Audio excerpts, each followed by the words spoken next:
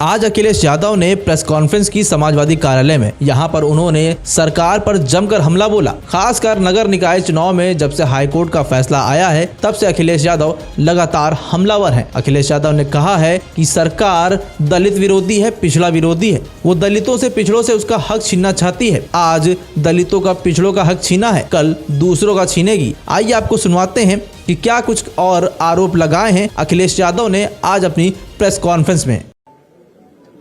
Bharatiya Janata party का समय समय पर पिछड़ों के प्रति, दलितों के प्रति हमेशा सौतेला व्यवहार रहा है और आज पिछड़ों का आरक्षण छीना है, कल दलितों की बारी हो सकती है। ओबीसी समाज का आरक्षण खत्म करके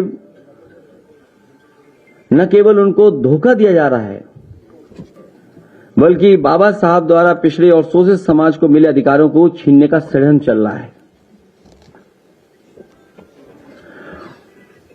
केवल एक संस्था में नहीं, अगर भारतीय जनता पार्टी का काम करने का तरीका हम देखें तो हर संस्था में भारतीय जनता पार्टी जानबूझ करके षड्यंत्र कर करके पिछड़ों को, दलितों को अधिकार नहीं दे रही है।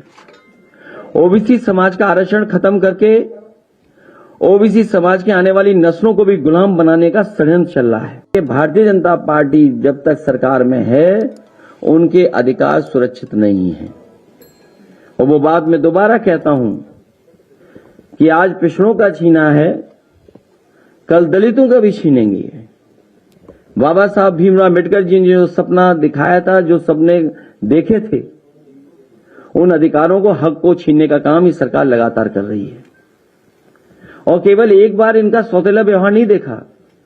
मुझे याद है जिस समय इनकी सरकार पिछली बार नई बनी थी, उस समय जो पुलिस भर्ती की सूची बननी थी, क्योंकि रिजल्ट कोर्ट में उसको शामिल था, रिजल्ट आ चुका था, किन्हीं कारणों से रिजल्ट घोषित नहीं हो पा रहा था।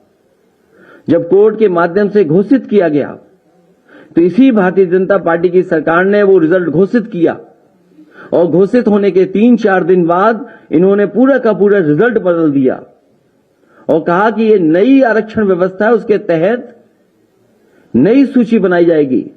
मुझे याद है उस समय 1700 पिछड़े और दलित नौजवानों को नौकरी मिली थी। वो 4 दिन तो खुश रहे, लेकिन 4 दिन के बाद वो खुश नहीं रह पाए। भारतीय जनता पार्टी की सरकार में आने के बाद और भारतीय जनता पार्टी में शामिल होने के बाद जो नेता उसमें हैं उनकी आत्मा मर जाती है, उन्हें कोई दिखाई नहीं देता। केवल यही नहीं, 69,000 वाले में जिस तरीके से सरकार ने घोटाला किया वो एक उदाहरण है। यूनिवर्सिटियों में जिस तरीके से नौकरियां मिली हैं, आप कोई यूनिवर्सिटी उठा लीजिए। मुझे याद है बलिया में यूनिवर्सिटी समाजवादी सरकार में बनी थी, समाजवादी नेता चंद्रशेखर जी के नाम पर बड़े पैमाने पे घोटाला हुआ। बांदा यूनिवर्सिटी में घोटाला हुआ। अभी यूनिवर्सिटियों में जहां भी, जिस संस्था में जो लोग बैठे हैं, बड़े पैमाने पे घोटाले हो रहे हैं और बड़े पैमाने पर पिछड़े और दलित लोगों के साथ भेदभाव हो रहा है। उन्हें जो हक और सम्मान और जगह मिलनी चाहिए वो जगह नहीं सरकार दे रही। और केवल एक यूनिवर्सिटी में नहीं, पूरे उत्तर प्रदेश की आप यूनिवर्सिटियां उठाकर देख सकते हैं। एक बार तो इस सरकार ने आयोग भी गठित किया, एक कमेटी भी बनाई और कहा कि इसमें पिछड़ों की गिनती होगी।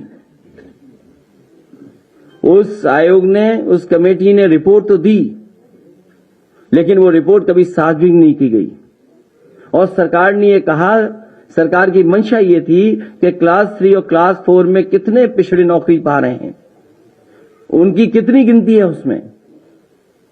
लेकिन सरकार ने अभी तक उस रिपोर्ट को पब्लिक नहीं किया है, किसी की जानकारी में नहीं लाया गया। लगातार सरकार भेदभाव कर रही है और जरूरत पड़ेगी और हमारी पार्टी के संगठन के लोग, पिछड़ा वर्ग का जो संगठन है, उसके लोग तैयार कर रहे हैं। अगर सुप्रीम कोर्ट में भी लड़ाई लड़नी पड़ेगी तो समाजवादी पार्टी पिछड़े वर्ग के साथ पूरे सहयोग और मदद के साथ खड़ी होगी, जिससे सुप्रीम कोर्ट में भी लड़ाई लड़ी जा सके।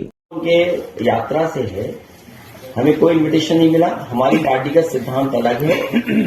भारतीय जनता पार्टी और कांग्रेस दोनों एक हैं।